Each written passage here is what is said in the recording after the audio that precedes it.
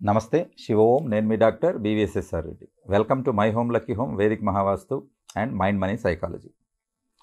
ఇక్కడ ప్రతి మనిషికి జీవితంలో రెండు రకాలు అవకాశాలు ఉంటాయి. ఒకటి ఛాన్స్, చాయిస్.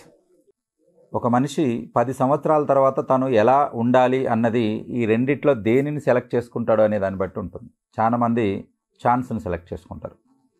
అని అంటే ప్రయత్నం చేద్దాం, వస్తే వచ్చింది, లేకపోతే లేదు అని. ఇంకొంతమంది బిలియనీర్స్ కానీ మిలియనీర్స్ కానీ వాళ్ళందరూ కూడా ఇక్కడ ఛాన్స్ బదులు చాయిస్ను సెలెక్ట్ చేసుకుంటారు. ఎందుకనంటే మనకు ఆప్షన్ ఉంది ఇక్కడ. ఏంటి, మనం ఎలా ఉండాలి 10 సంవత్సరాల తర్వాత అనేది టైం డిసైడ్ చేయకూడదు, మీరు టైంను డిసైడ్ చేయగలగాలి. అంటే ఈ టైం వల్ల నేను ఎలా ఉండగలుగుతాను. ఏంటి తేడా? మనము టైంని డిసైడ్ చేయడం, టైం మనల్ని డిసైడ్ చేయడం. Very simple. 10 సంవత్సరాల తర్వాత ఢిల్లీకి వెళ్ళవలసి వస్తే మీరు ఛాన్స్ను మీరు సెలెక్ట్ చేసుకుని వెళ్తే ఎదుగు బొదుగు లేని జీవితం ఉంటుంది. ట్రైన్లో వెళ్ళాల్సి వస్తుంది. దాదాపు 18 గంటల నుంచి 20 గంటలు పడుతుంది. 18 అవర్స్ టు 24 అవర్స్ అంటే 2. అదే ఇక్కడ చాయిస్ను సెలెక్ట్ చేసుకుని 10 సంవత్సరాల తర్వాత మీరు మిలియనీర్ అవుతే మీరు అక్కడ ఫ్లైట్ను సెలెక్ట్ చేసుకొని వెళ్ళొచ్చు.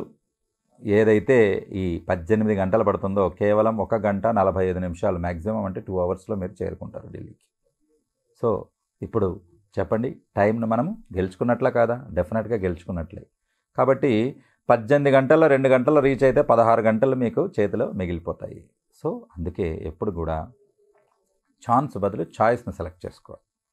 ఇక్కడ మీకు ఒక చిన్న కథ ద్వారా మీకు ఇది చెప్తాను. ఈ కథ యథార్థం అవుతుంది. ఇక్కడ ఏంటంటే ఒకసారి ఒక సోమరిపోతుంటాడు. ఈ సోమరిపోతును విశ్వం ఎలాగైనా మార్చాలి అని అనుకుంటాడు.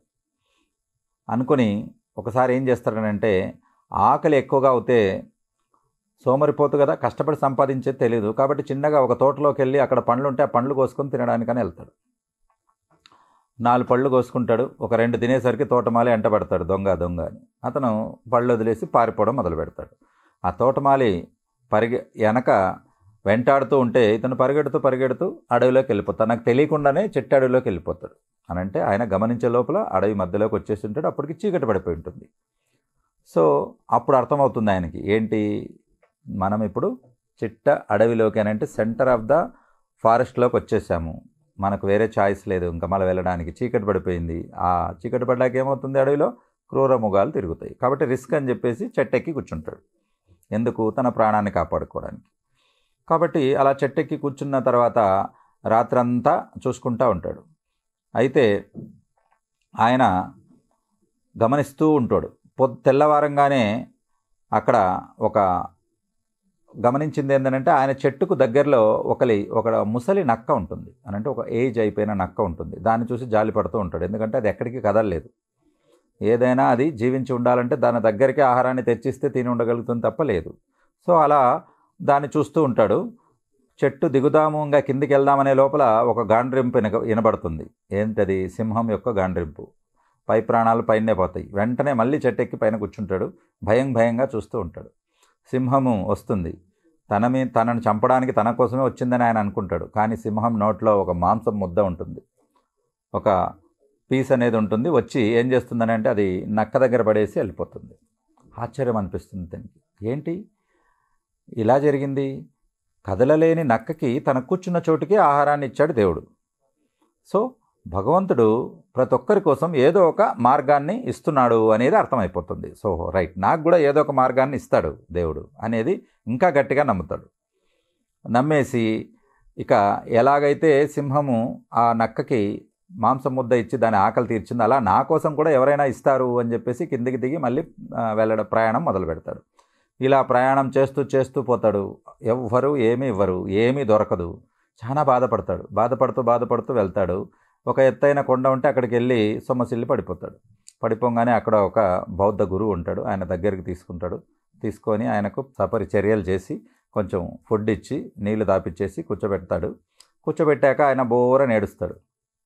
అదేంటి, ఎందుకు ఏడుస్తున్నావు అని అడిగితే జరిగిందంతా చెప్తాడు. భగవంతుడు అందరికీ ఏదో ఒక మార్గాన్ని ఇచ్చాడు, మరి నాకెందుకు ఇవ్వట్లేదు అని అంటాడు.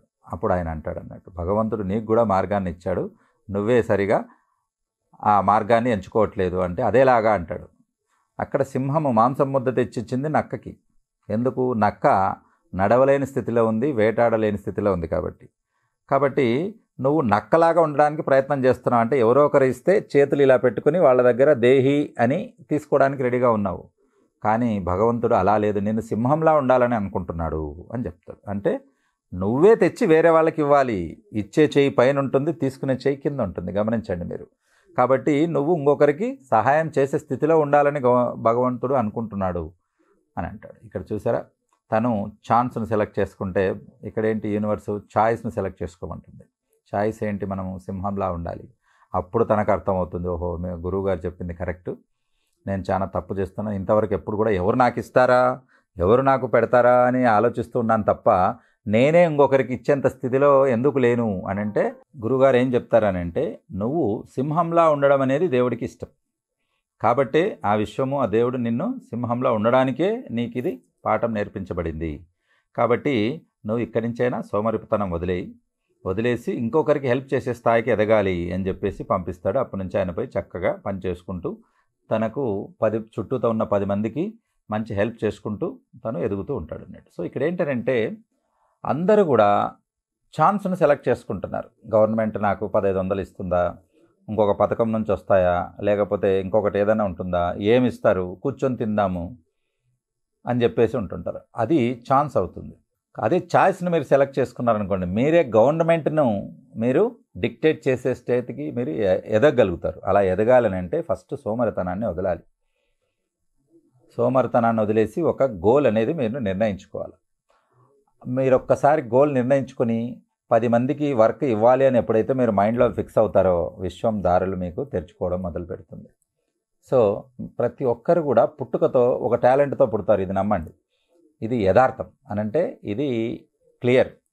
అమెరికన్ సైంటిస్ట్ ఒక అతను DMIT అని ఒక టెక్నిక్ను కనుక్కున్నాడు, డెర్మటోగ్లైఫిక్ మల్టిపుల్ ఇంటెలిజెన్స్ టెస్ట్, DMIT అని.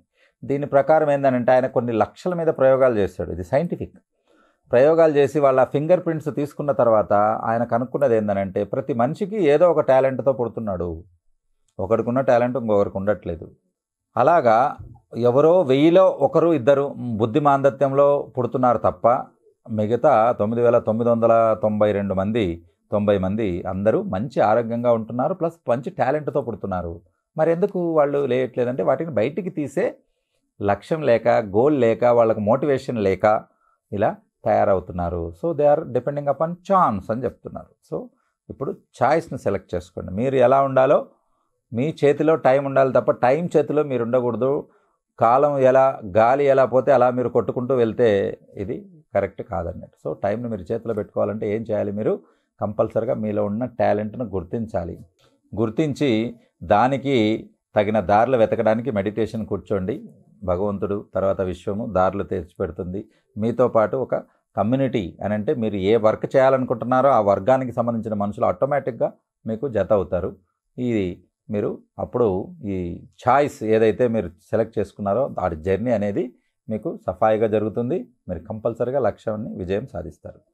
సో కాబట్టి మనిషి జీవితంలో వచ్చిన ఏ అవకాశాన్నైనా వినియోగించుకొని ముందుకు వెళ్ళాలి. కాబట్టి దానికి కంపల్సరీగా ఈ పద్ధతి అనేది ఉపయోగపడుతుంది. సో రోజు ఒక అరగంట మెడిటేషన్ చేయండి. పాజిబిలిటీ ఉంటే DMIT టెస్ట్ చేయించుకోండి. అప్పుడు మీలో ఉన్న టాలెంట్ తెలుస్తుంది.